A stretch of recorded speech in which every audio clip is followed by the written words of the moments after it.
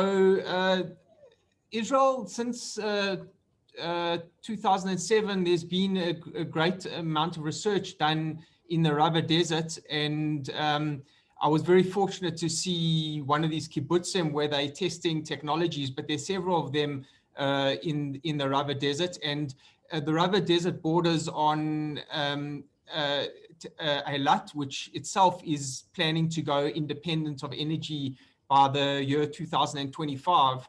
And Israel very much, the plan was to share this technology with the rest of Africa and the world and Africa. And there's in Kenya, there's projects to establish some sites in Kenya, off-grid sites. And without further ado, I welcome Omri Cohen from Keylot to explain more. Good afternoon, morning to all of you. Let me just sort out the technology here. I hope you can all see. We can't see your presentation yet. Okay, 1 second. And meanwhile, I'm reminding to the audience to use the Q&A box right at the bottom of the screen to post questions for the speakers. Okay, yeah, just full screen mode. Thank you, Omri. Okay, guys. So thank you, Nicholas, for the introduction and the ability to be here today. My name is Omri Cohen. I represent Keylot. I'm their CEO. I'm speaking to you from Nairobi, which is in Kenya. To the ones who don't know,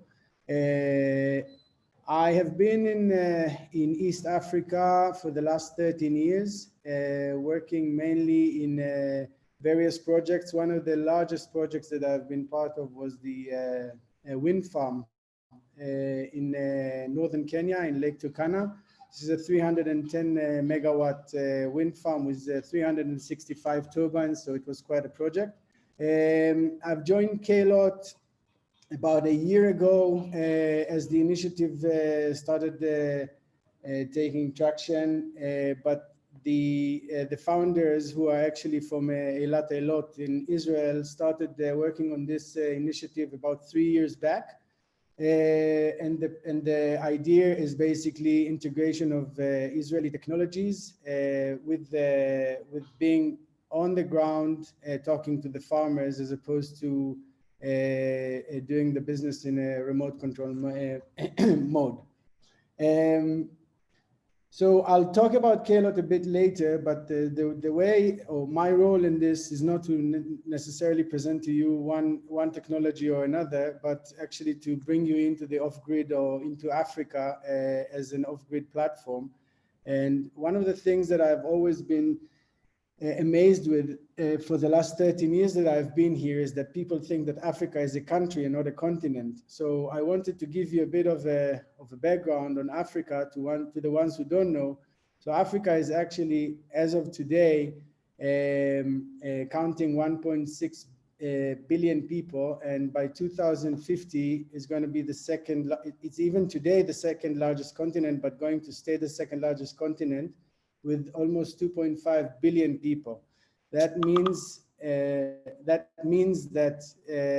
it's going to be one of the most interesting markets to be part of. Size-wise, the Sahara Desert is as big as the United States of America, and it covers hardly 1/3 of the continent. And if you look on the left-hand side of the screen, you'll see that there's about 3,000 ethnic groups, which is very important for the people who want to implement off-grid technologies in the continent. This is a bit about where we are today. As of today, 1.36 billion people. That is accurate for today morning, I counted. As you can see, you'll have the presentation later. You can see the way things will develop until 2050. Size-wise versus population, the population is very small compared to the size of the continent that you know. This is a bit of segregation between the different parts of Africa. We sit in Eastern Africa, almost half a billion people, whereas there is Western Africa, more of French-speaking countries like Nigeria, Ghana, and so on. Northern Africa, Arab-speaking countries like Morocco, Tunisia, and so on. Middle Africa, which is the most, I would say,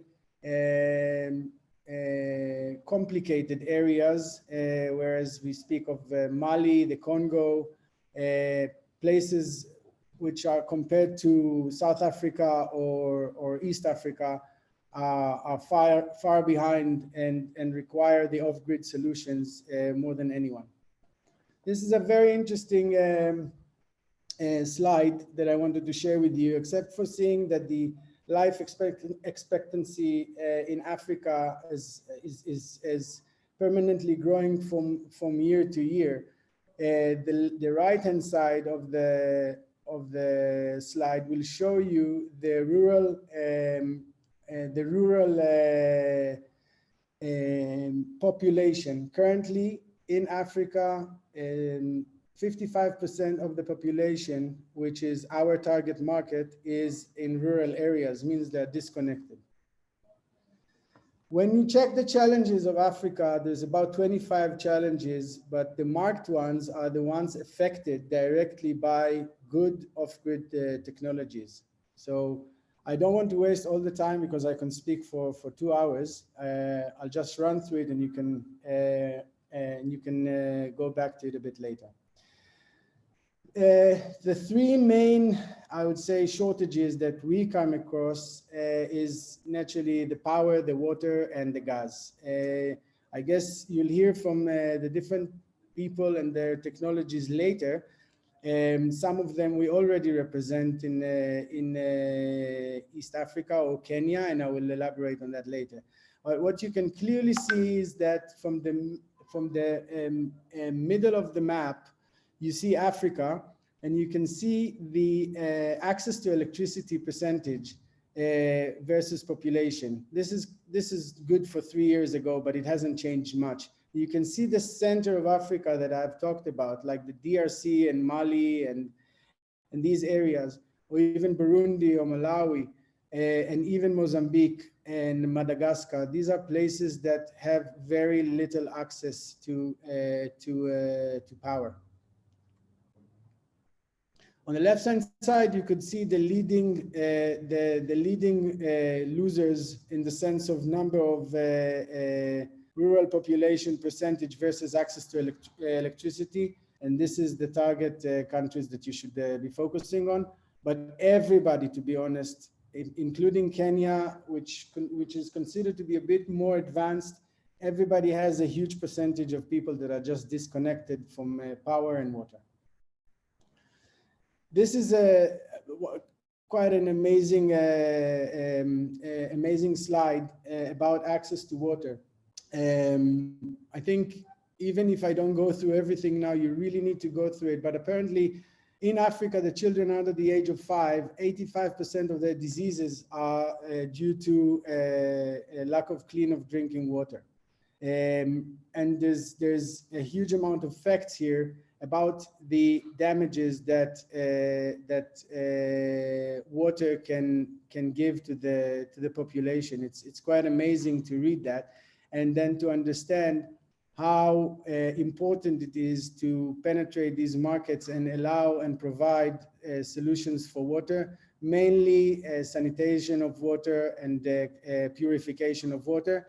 We already present some of the companies from Israel in that respect, and the requirements are huge. It's not only for disconnected people, by the way, it's also for hotels and hospitals, which are now basically using contaminated borehole water. This is one of the major areas that I suggest to focus on. Yeah, let me just run through this because we're running out of time. When it comes to the solutions and innovations, so the impact is huge, either direct or indirect. So naturally direct, providing clean water to the population, or providing power, or providing gas is so important. But the indirect impact is even more important, because number one, you improve lives. Number two, you create jobs. When you have power, you have people who can work with internet. When you have power, you have people who can work during the night. You create better revenue if you have access to energy. You save costs in many cases. You improve healthcare. We represent, for example, one of the companies that you have that is part of the initiative here is called Solav, and this is water heaters. If you have hot water in the morning, and we have done this now with children in an orphanage, it's just a game changer to see children that are just healthier when they sanitize themselves with hot water rather than cold water in the morning.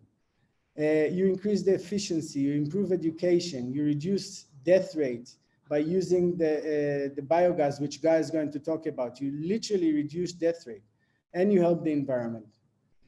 Israeli angle, I have to tell you that the 13 years I've been out of the country, speaking to people, the Israeli what I call respect, or the Israeli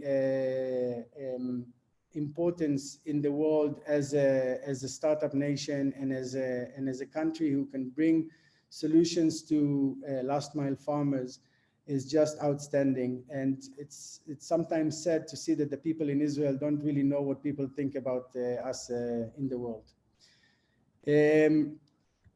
About Kalot.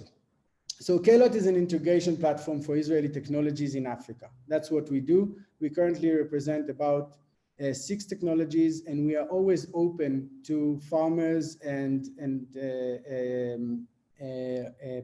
I'd say potential people that require our services to listen. We're always listening and finding out what they need, and coming back to the market, mainly in Israel, in order to find a solution that they need. Kalot focuses mainly on water treatment, renewable energy, and efficiency. For example, on the efficiency and environmental, we represent Homebiogas, as I mentioned, and Guy after me will talk a lot about the technology itself. And we focus on last mile farmers and rural areas. We do everything from implementation, training, installation, and technology training. Omri? Yes? Omri, sorry, if you could just finish, tie up your presentation, and then, yeah. One last minute, yeah, I'm done. And the method that we use is just presence. We are present in the field, and we invite all of you to get in touch with us if you have any technologies, because we are always out there looking. These are some pictures. I think I've said enough. I wish you all the best.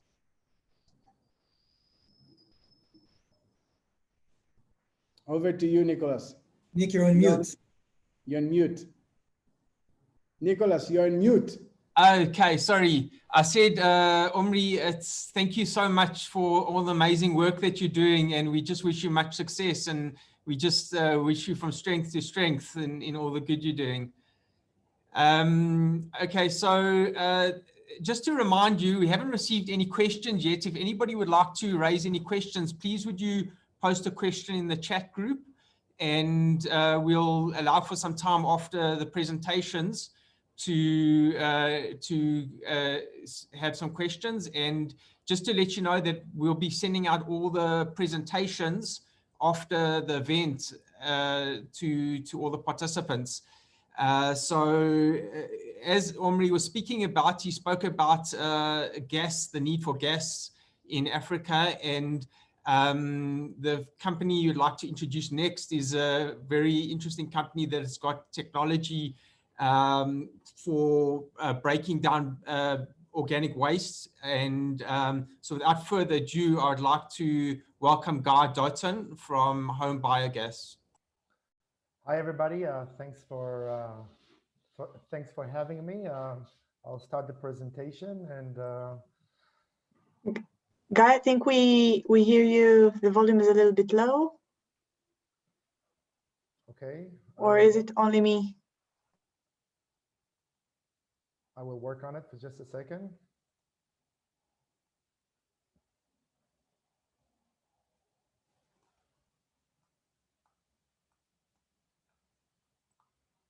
How can you hear me now? Is it better? It's better. It's better. Yes. Okay.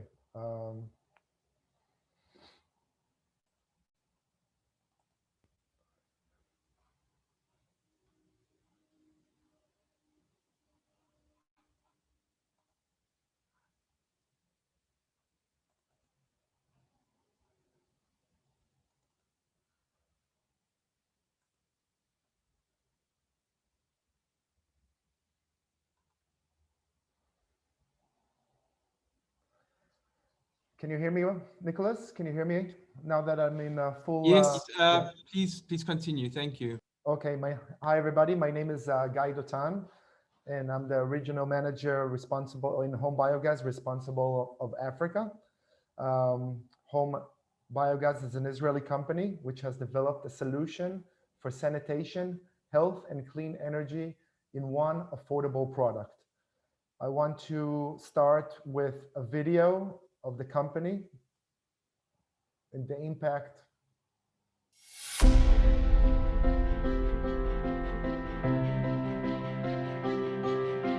You just throw all your organic waste into the system, and through a biological process, it becomes biogas and you can cook.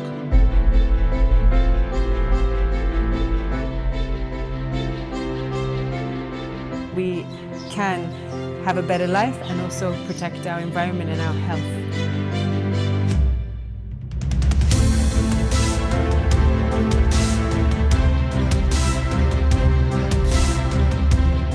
Today we are shipping 150 home biogas systems to Brazil.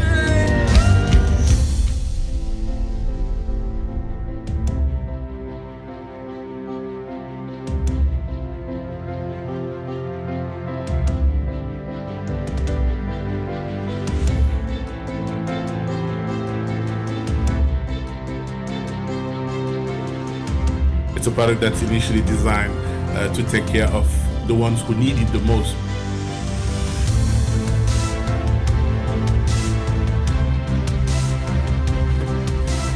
There are so many people that don't have access, and where biogas can be a real tool to improve their lives.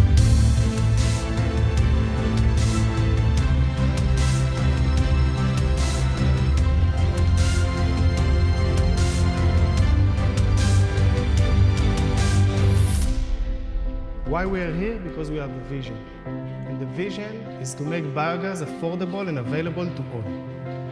It's a big family, Homebiogas family, because everybody shares our vision of making this planet a better place and to spread the solution of Homebiogas.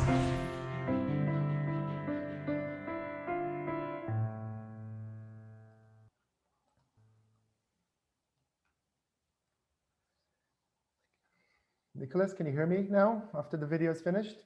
Yes, that's correct. Thank you. Okay. So after we've seen this video, basically summarize all our actions and impact globally, I want to share some global issues and facts that affect African nations in particularly. Today, still 3 billion people use biomass like firewood and charcoal as the main source of energy for cooking. 4.3 million people die each year from indoor air pollution, mainly women and children who spend much time in indoor smoky kitchens. Still, there are 2.5 billion people that lack access to basic sanitation. And in the meantime, trees are cut down for fuel at the rate of their growth. This is our solution in response to these issues and what can help to reduce these problems. So here you can see the Homebiogas biodigester. It's an advanced domestic biogas system that converts organic waste into clean and renewable energy. It's very simple. We basically take animal manure or food waste, kitchen waste, kitchen scraps, and even human waste, and feed it into the system. The system has two chambers. The lower chamber, where the anaerobic process happens, where bacteria breaks down the waste and produces biogas bubble that go up to the upper compartment where the gas is stored, and then it's ready to be used for cooking. In addition, the system produces high quality organic liquid fertilizer that can be used directly on crops and gardens. We have several sizes, and our biggest size can produce up to 6 hours of clean cooking gas daily.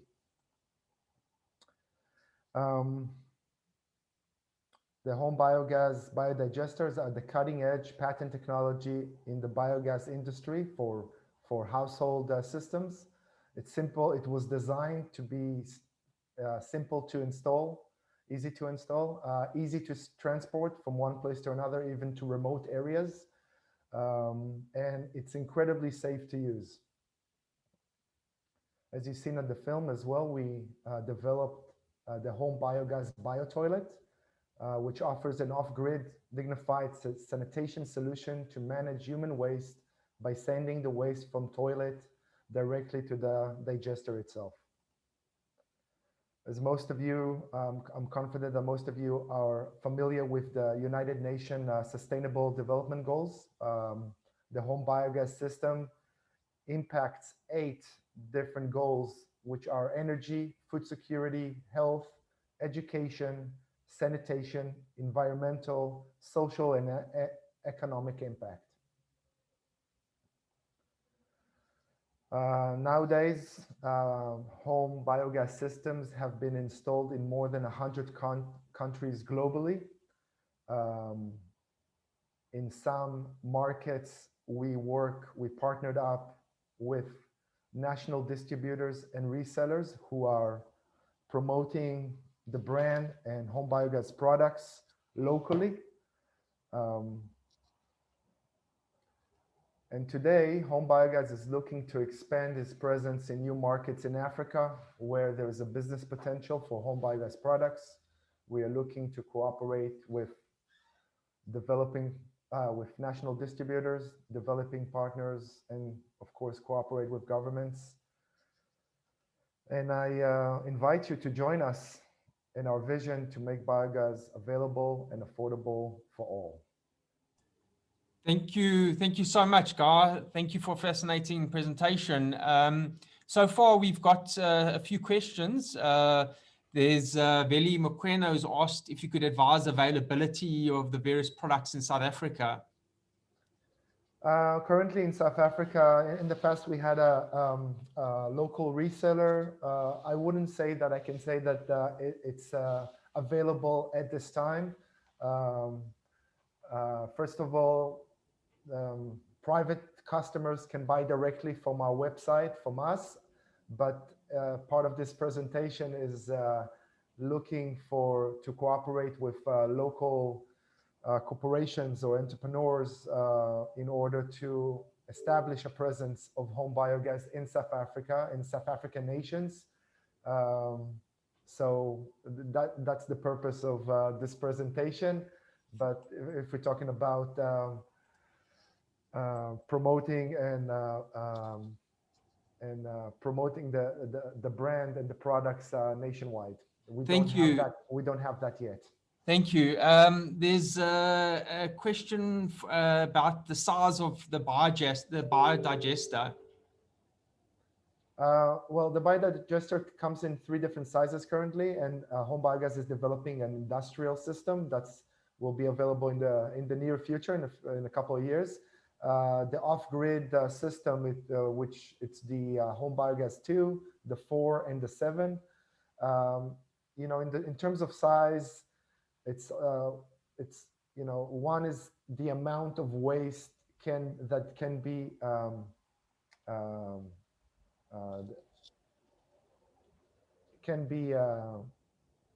it's a waste manager system as well. So it's not a system that you can overfeed it. The amount of fed is limited to the size of the system. The smaller system, the number 2, can produce up to 2 hours of cooking gas daily, and the largest one can produce up to 6 hours. So the largest one is more for rural areas, for small to medium-sized farmers that have livestock, and they can feed the system with a large capacity of animal manure.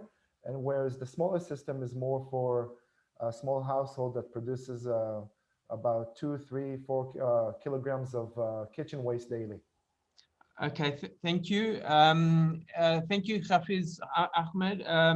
We've got one further question, one last question from Ian, who's wanting to know about if there's a maximum capacity, but I suppose you already have addressed that, mostly addressed that. Yes, well, as I said, it really depends what are we feeding the system, if it's kitchen waste or human waste or animal waste. So we have a chart that we can share. First of all, the amount of waste and what kind of waste that can be fed the system, and the amount of energy and the amount of fertilizer, of course, that it is producing. I can share that. I can share that table in the chat. If it's, Thank you very much. Just a reminder that we will be sending out the presentation, so we'll send out some information after to all participants. Thank you so much, Guy. We wish you much success, and we are sure we're going to be hearing a lot more from Homebiogas in our parts in the future. Thank you very much for giving me the opportunity to share our vision. Thank you. Thank you. Hydrogen fuel cells offer a reliable source of green power that enable telecoms, utilities, businesses, and governments to cost-effectively deploy their services in areas beyond the grid or with poor grid supply. I welcome our next speakers, Shelly Zagari and Gil Shavit from Gencell, who will explain more about how it is of benefit to us in Africa.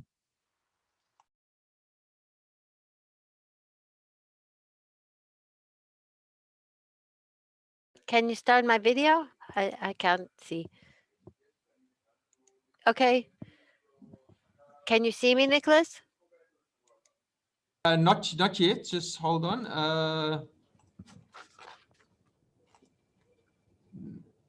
Let's just.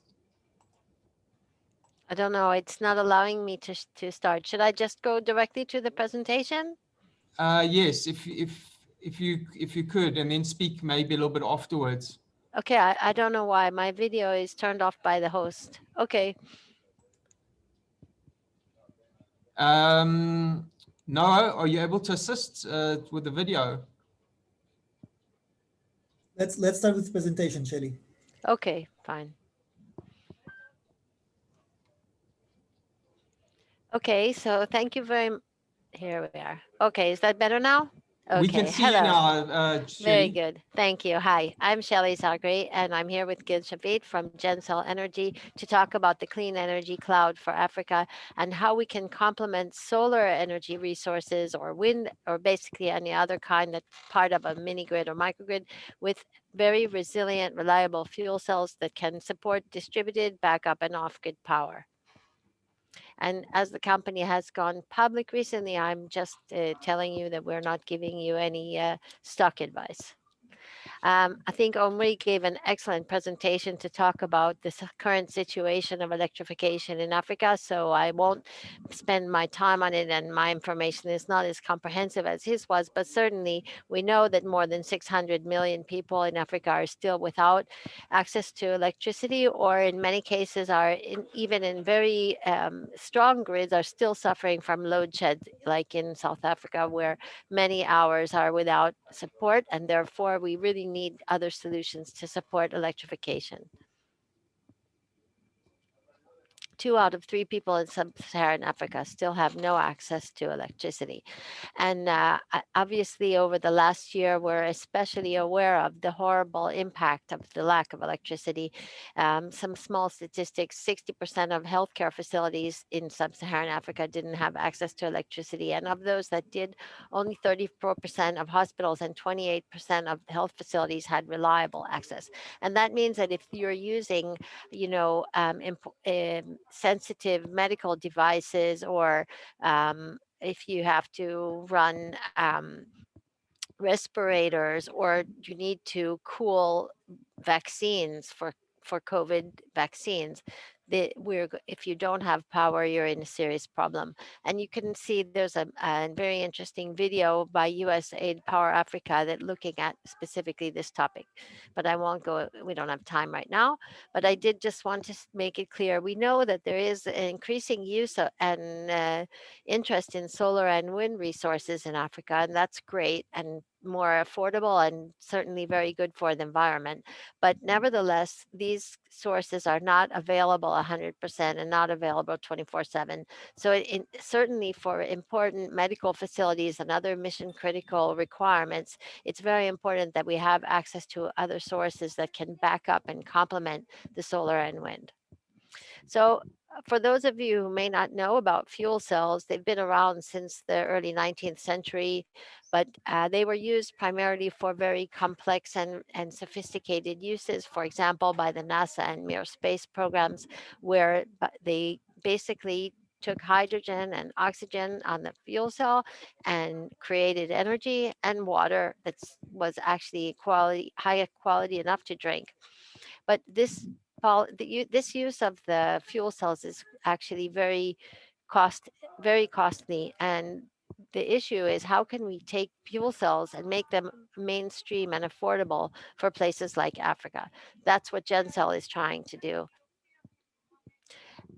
Gencell has been in the market since 2011, and that's a very short time for a fuel cell company. But in those 10 years, we've managed to make, first of all, we're focused on a specific type of fuel cell called an alkaline fuel cell, which is different than some of the others in use for very large industrial projects. Alkaline fuel cells are extremely high electrochemical efficiency and very hardy. That means that they can withstand all kinds of difficult climate situations and bad weather, going down to very low sub-zero temperatures or in very, very hot temperatures, can withstand high humidity, and can also even withstand earthquakes. So the alkaline fuel cell is a very resistant, reliable, and resilient product that you can have on hand to make sure you have electricity when you really need it. But as I said, most fuel cells were very expensive. Gencell has basically made 3 major innovative patents that have made the fuel cell available and affordable for mainstream use. That would be number 1, by taking out the noble metals. So we don't need any platinum for the catalyst in our fuel cell. And that is a huge reduction in the capital expenditure for the fuel cell. Secondly, instead of requiring purification or some kind of filtration, we can take we are able to take the oxygen directly from the ambient air. So that also reduces the cost of the fuel cell's operation. And then we have, because of the biggest problem for using a hydrogen fuel cell is, of course, the fuel, the hydrogen. Where do you get your hydrogen? This can be a big problem because hydrogen is very, very light gas, and it's very expensive to transport and store. As a result, Gencell has invented an ammonia cracker, and therefore we can take the hydrogen, extract it directly from liquid ammonia, and this enables us to take our fuel cell and place it in a remote location together with a tank of liquid ammonia, the ammonia that's used for fertilizers they talked about before, and then you can actually have that fuel cell run 24/7 for as long as a year with no intervention of any kind. So at this point, I'm going to pass the headset to my colleague Gil, who will tell you a bit more about the microgrid and energy farms you can make with our fuel cells. So hello, thank you, Shelley. Thank you very much. I'd like to continue with the applications of our fuel cells. We found out that the DER movement, distributed energy resources, fits very much into our point of view that our fuel cells are low capacity. We're talking about 5, 10, 20, maybe maximum 50 kilowatt. Fuel cells are not for the gigawatts. So we have started a new standard that we have inherited from the renewable world, 400 volt DC backup power bus. That said, that we can emerge the DC inputs that we can get from solar, AC to DC inputs from wind or batteries, or also from the grid. And then if the grid is off or down, not enough wind and solar radiation is low, our fuel cells are kicking in and continue to supply all this power to the backed up units, which could be equipment like medical equipment, emergency lighting, cooling and heating systems. We call it a hydrogen fuel cell energy farm because it's modular and there is no limit to the number of units that we can aggregate as a big energy bus. And one of the applications that we want to share with you, we've implemented in one of the Israeli hospitals. I think it's the first in the world that cardiac catheterization rooms or operation rooms are backed up with fuel cells. We're using off-the-shelf UPS units, and the UPS is mainly for a few minutes until the diesel generator kicks in. But what if regulation along years will start send diesel generators to retirement? The good old diesel generators should retire because of their outputs, which is more than electricity. We have tons of CO2, and we have other goodies from the diesel fuel. So we have extended the duration of off-the-shelf UPS systems that run on battery for 5-10 minutes into as much as needed, hours, days, and weeks. And the way we do it is by combining a hybrid solution of the fuel cell as the infinite energy source as long as you have fuel. We are bridging it with small amount of batteries just for the transition. And then the UPS will take it to the load at medical grade applications. And that could be, yes? Sorry, if we could just ask you if you could just have one or two more minutes, please. Yes, I do have. So I would skip the video and I'll go just to show you how we can go to do this DER for Africa. Same application, exactly same topology. And here you have a village which has its own capsule of energy. We can put it as, if it's a one unit, so we have the community center, including the clinics. We can cool the vaccines there. We can have internet there. We can do it for hospitals, as I said and I showed you. And we can also make our own fuel, just get a water source and extra energy will make and generate hydrogen. And what that says, create your own fuel. It's all being managed by software. We can spread it all over the country. We can be on grid, off grid, doesn't matter. We can also combine the grid as an energy cloud. The grid can help us distribute it if needed. Thank you very much. It was very nice of you to listen to us. Thank you, Gil. Thank you. It's very exciting. The future is really here in a large way. We think that this has got incredible potential, and we wish you much luck and success in assisting Africa to reach its energy needs. Thank you very much, and thank you all for your time and attention. Have a good day. Thanks. Bye-bye. I don't believe there's any questions yet for Gencell, so we're just going to move on to the next presenter. Ecowave Power aspires to build wave energy power stations that gives people access to electricity in proximity to their residents without creating air pollution. It gives me much pleasure to welcome our next speaker, Matthias Sigal, who's going to explain more about the solution and how it can assist us. Thank you, Nicolas. I'm sharing my screen now.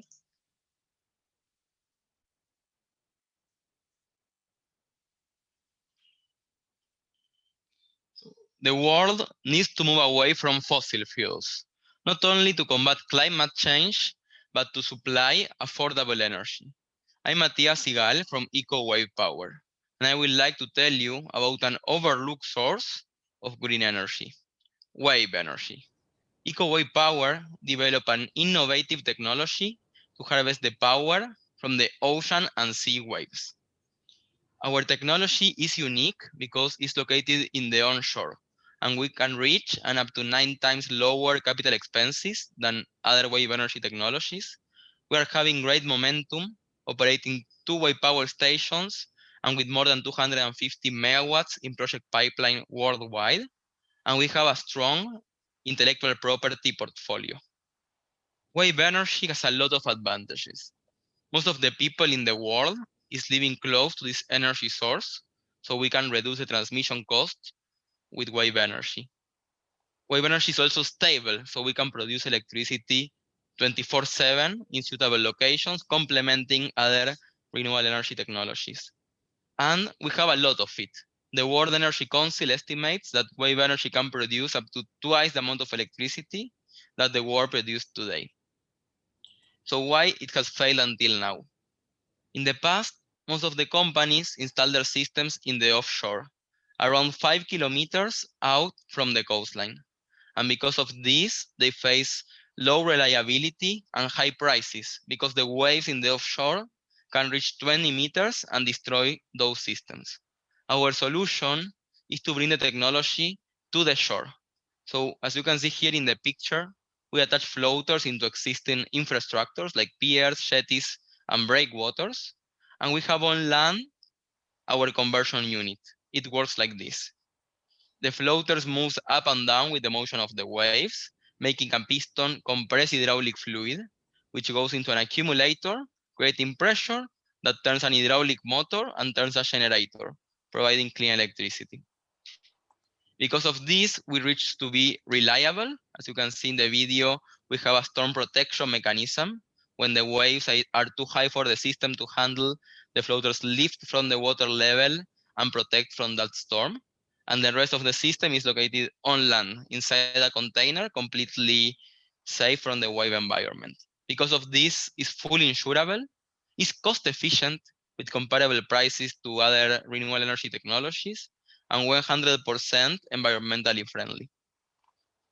We're operating in Jaffa Port here in Israel, one of our stations. This station got the recognition by the Energy Ministry of Israel as a pioneering technology. And we're expanding right now this station in collaboration with EDF, that is the French national electric company. So they are investing 50% and the Ministry of Energy of Israel, the other half. And we also have a partnership with Siemens, who provides part of the equipment. In Gibraltar, we're operating the only wave power station in the world connected to the grid under a power purchase agreement. And then we have a global project pipeline of more than 250 megawatts. This has the potential to supply electricity to more than 250,000 homes. This includes, for example, a concession agreement that we signed last year with the port APDL in Portugal for up to 20 megawatts. So now we are expanding to build bigger projects. But we are here because in Africa, we have suitable waves. We can see here in the wave map that the waves around the continent are around 2 meters high. And our system works with waves between 50 centimeters and 5 meters. So we can create sustainable energy almost in every coastal country in Africa. Also, the country has more than 30,000 kilometers of coastline. They have big goals for renewable energy. Africa wants to reach 300 gigawatts by 2030. And there is a lot of people with lack access to electricity. So wave energy can bring significant benefits for Africa because it's a significant clean energy source. It will position the continent as innovation leaders and will create sustainable jobs. So here, I'm opening to you an opportunity to make a step for a more sustainable future. We are looking for location owners as ports and also potential partners like energy companies to develop additional projects in Africa and help the continent to become an energy transition leader. Thank you. Thank you very much, Matthias. There doesn't seem to be any questions of yet, so maybe there'll be some more. We'll open up the floor if anybody wants later. But we thank you so much for your time, and we look forward to seeing more projects in Africa from Ecowave Power. Thank you. Thank you so much. We move on to our last speaker, our last presentation, which is from EasyPack. EasyPack is an off-grid power generation and storage unit. The power generation is based on green energy sources, and we will like to welcome Alex Harrell, who will explain more about their solution for Africa. Hi, everybody, and thank you for the opportunity to be here and present our capability in off-grid.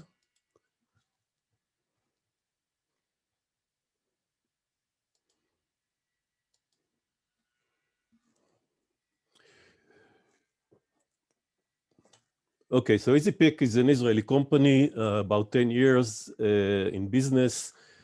We supply various equipment to the Israeli Water Authority, Israel Defense Forces, the UN, US military, and other organizations. And what I would like to present to you is our solution for off-grids for power and water. So our strategy approach is, since there is a lot of demand for off-grid solution for water and power, we concentrate on the low level of the market from the volume point of view.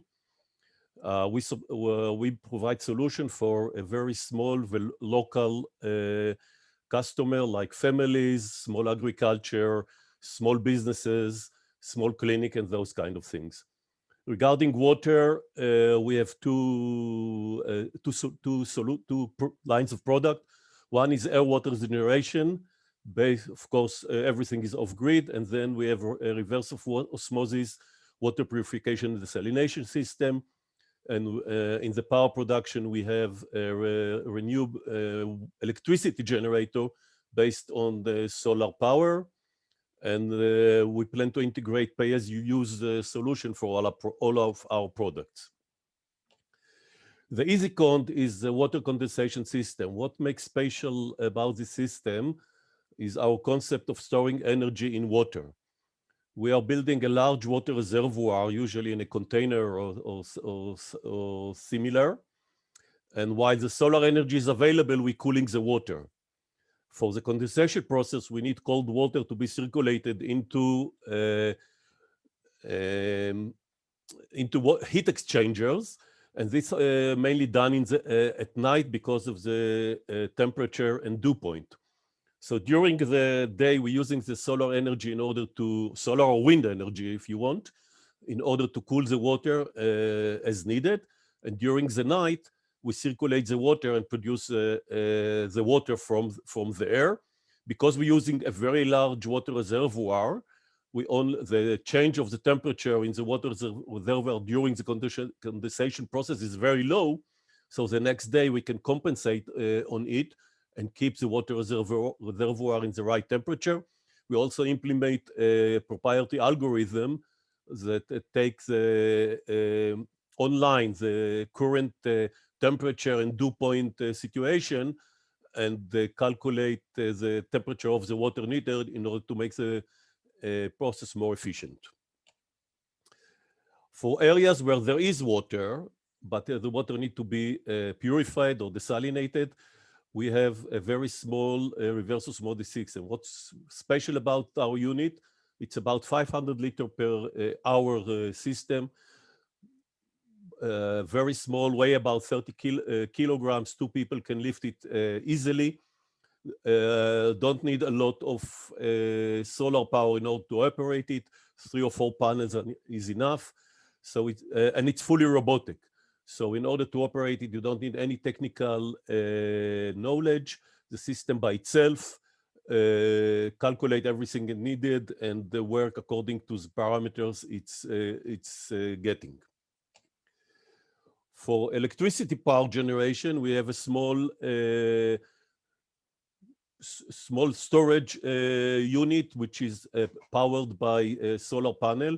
We use flexible solar panels, so it's very easy to install. It's up to 1.2 kilowatt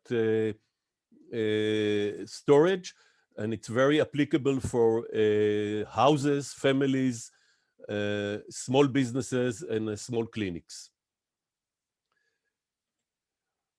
So to summarize, our solution are based on 4 principles. It's compact and of course off-grid. It's easy and fast to deploy. All our systems are within hours can be deployed. We implement remote monitoring in all our systems. So if access to the internet is available, it can be remotely monitored and can be integrated with existing payment system to implement pay-as-you-use system. And as I mentioned before, our strategy is to give solution to small size clients of the market, small families, small businesses, and small agricultural farms. We are looking for partners and distributors in various African countries in order to provide and implement our solution. Thank you very much for the opportunity, and looking forward to cooperate with everybody. Thank you. Thank you so much, Alex. Really very useful systems that you've built. It's very important for us in Africa, and I'm sure with this event today, your reach should extend more into Africa, and it should grow from strength to strength. Alex, thank you very much.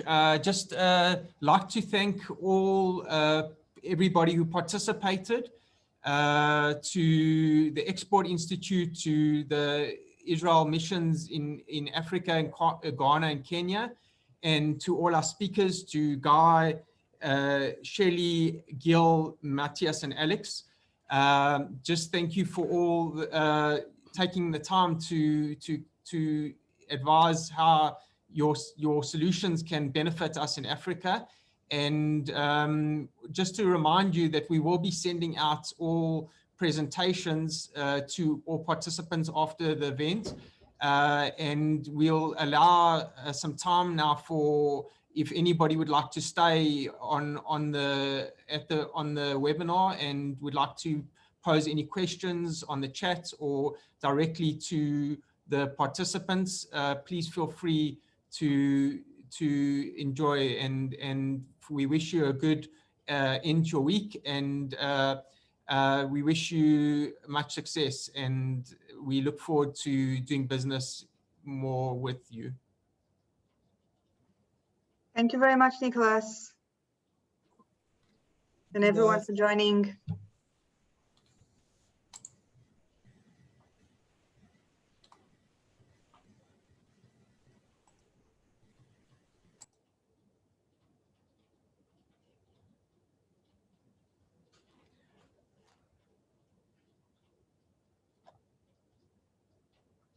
There's just 1 or 2 questions. I don't know for Guy. Okay.